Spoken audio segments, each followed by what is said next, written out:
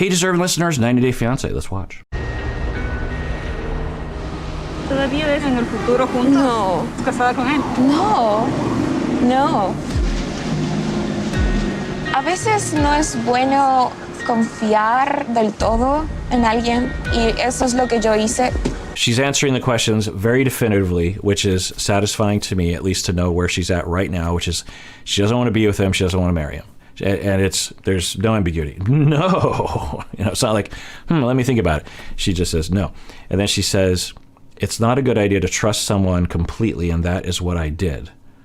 So if that's true, it sounds like what she's saying is that she did fall in love with him and trusted him, and then somehow he broke her trust. By what? By admitting that him and his ex-wife had conflict and that they don't always get along. Is that what broke the trust? But it's interesting that she's flipping it because indications are pointing towards she lied to him. She broke his trust in very obvious. Anyway. Por eso es que no me ilusioné desde el principio y fui precavida para saber si es en realidad sus buenas intenciones lo que tiene. I need to stop trying to grasp what's happening. So because it's frustrating and I need just to remind myself this whole thing could just be some elaborate, weird, convoluted lie that's actually not executed very well. But she's saying, I trusted he had good intentions, but I've learned he doesn't. What? I don't understand. Where did he wants to marry you and have kids. Those are bad intentions, even though that's what you talked about. Let me rewind that. No. A veces no es bueno confiar del todo en alguien y eso es lo que yo hice. Por eso es que no me ilusioné desde el principio y fui precavida para saber si es en realidad sus buenas intenciones lo que... Yeah. So you were hoping he would have good intentions, but then you learned he didn't have... So I hope the producer says, what do you mean by good intentions? What do you think are his intentions? I don't want to stay with him. I'm not going to get in here if you don't want me in here. I do need to talk to you, though. Okay, so she tells the producers, I don't want him here.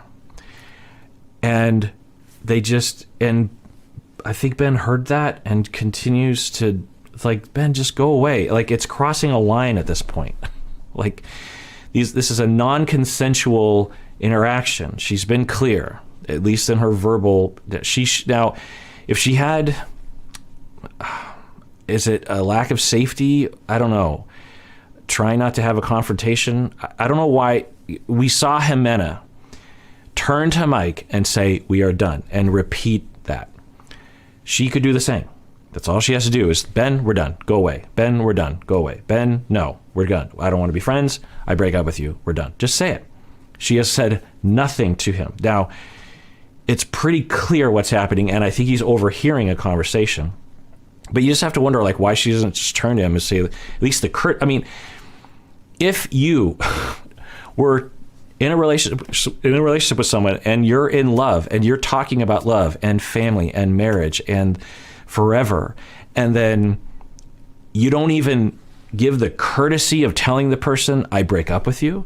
You just say, yeah, I don't want to talk. You just walk off. They're just someone at the mall you met that day.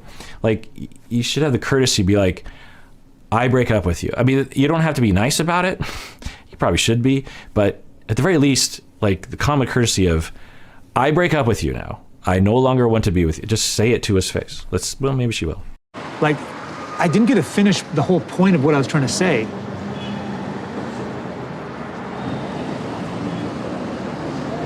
Ben, go away. Go home. Why? I don't understand. Ben, one, I'm pretty sure you know that it's over. Two, if you don't, is this the kind of relationship you want to be in? I'm not trying to play games. I need to tell you my heart, and there's a point to it. Yeah. Oh, Ben.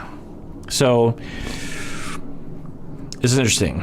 We're seeing that Ben lacks respect or acknowledgement or noticing that she is not into it and uncomfortable and upset and is not talking to you.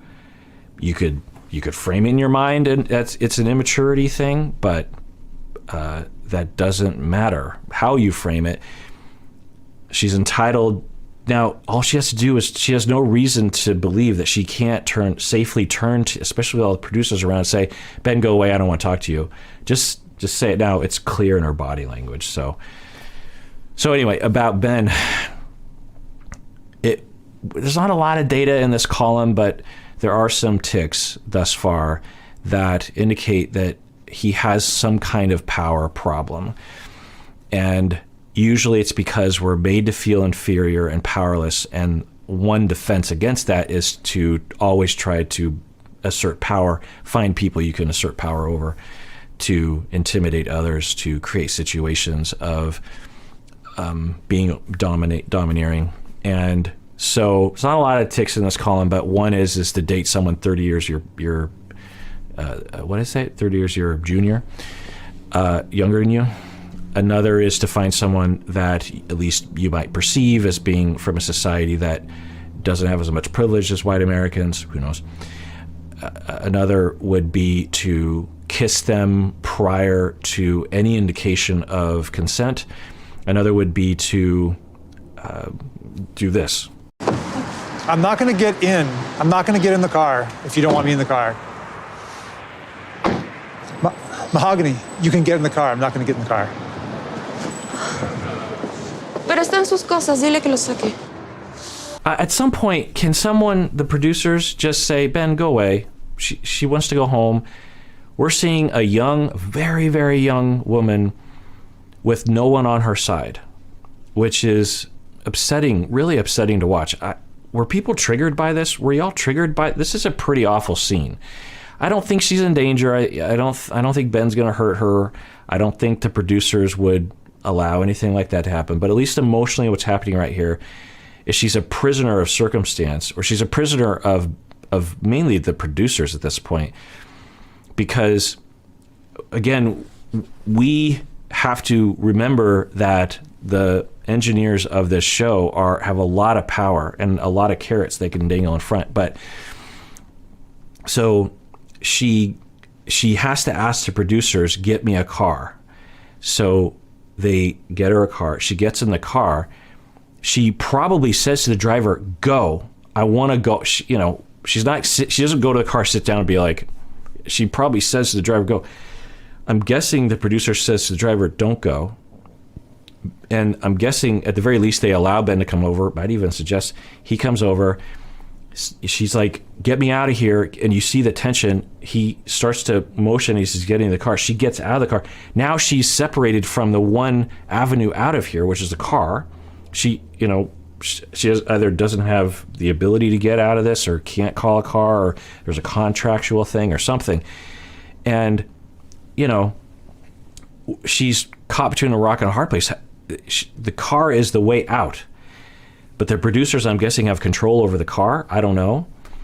And Ben is now invading the car. And, because if Ben gets in the car, then she really can't get out, because she would have to get him out of the car. Remember when Danielle and Muhammad, and Danielle wanted to come into his hotel room, and I was like, no, do not let her in. She has exhibited all indications that she could camp out there and refuse to leave and force you to talk to her and use that as intimidation. Anyway, so this is, it's pretty awful to watch. Just let her go home.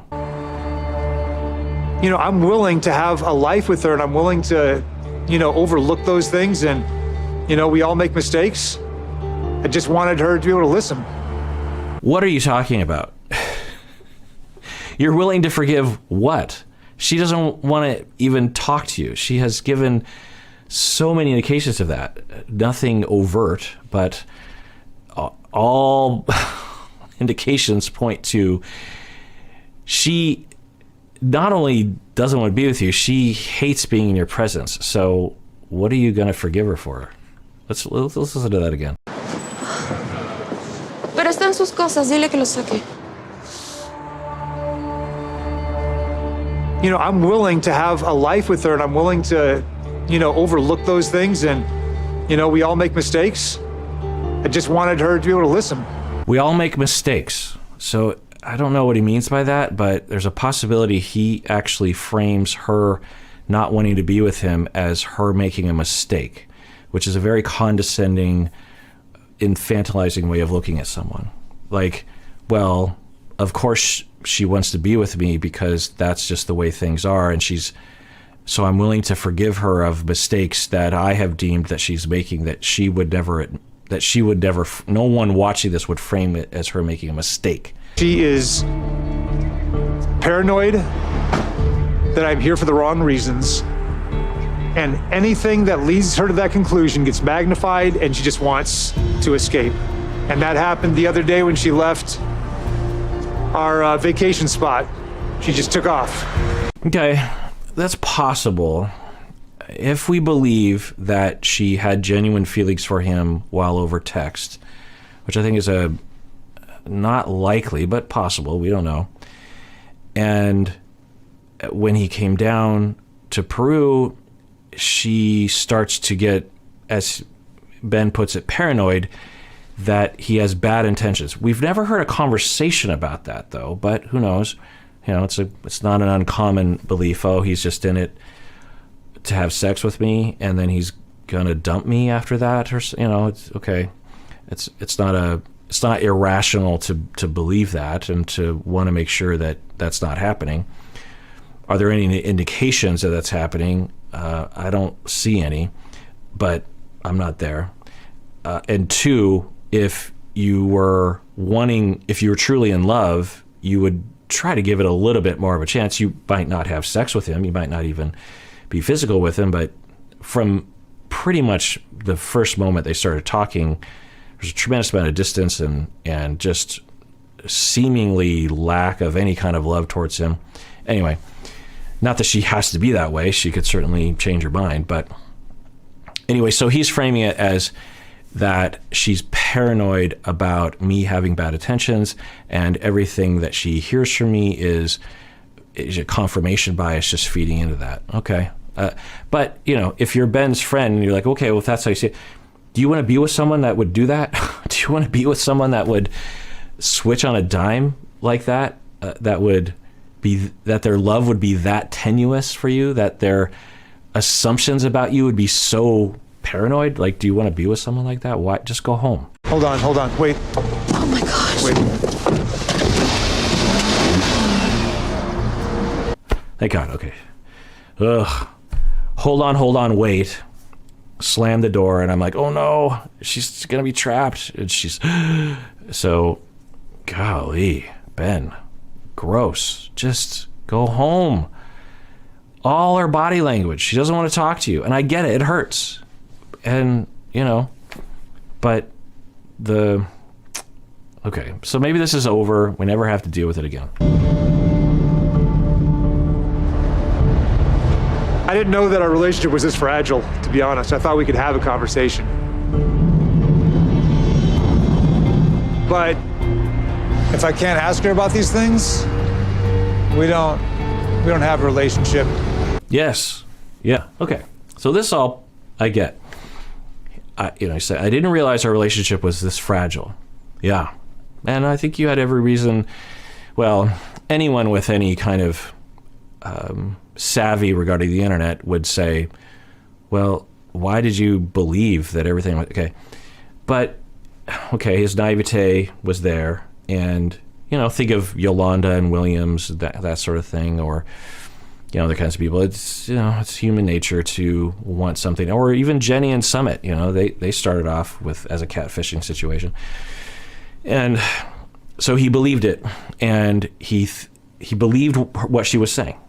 He naively believed a random stranger on the internet about their pictures and their texts without any phone conversation.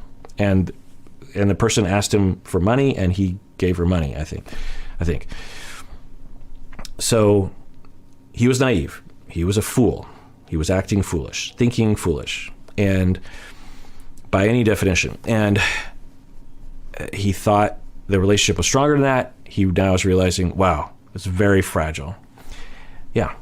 And so just go home and learn from your experience. There's just no trust at all. I mean, she obviously does not love me.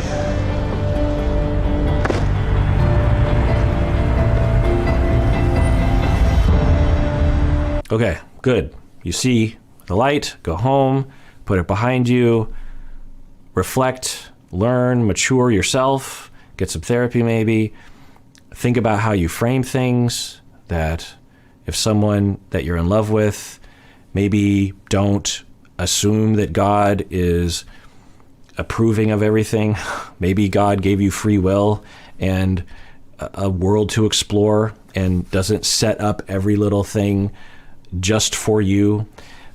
Maybe it's up to you to figure things out on your own. Maybe God gave you a landscape to learn from experience. Not everything is happening because God is trying to get, just because in your heart you feel love doesn't mean that God is saying, go towards her, she's the one. You know, there's a lot of ways of interpreting when you feel love for something. You know, hopefully he can process all those things. All right, well, if you didn't know already, I have a Cameo, and we have merch. My wife designs all the merch. You can use the link below to get access to that, the t-shirts, the mugs, all that kind of stuff. I think there are pillows and tote bags and all sorts of stuff. And also Cameo, if you want me to give a shout out to someone, a happy birthday, happy anniversary, that kind of thing. Only if you want. And everyone out there, please take care of yourself because you deserve it. You really, really do.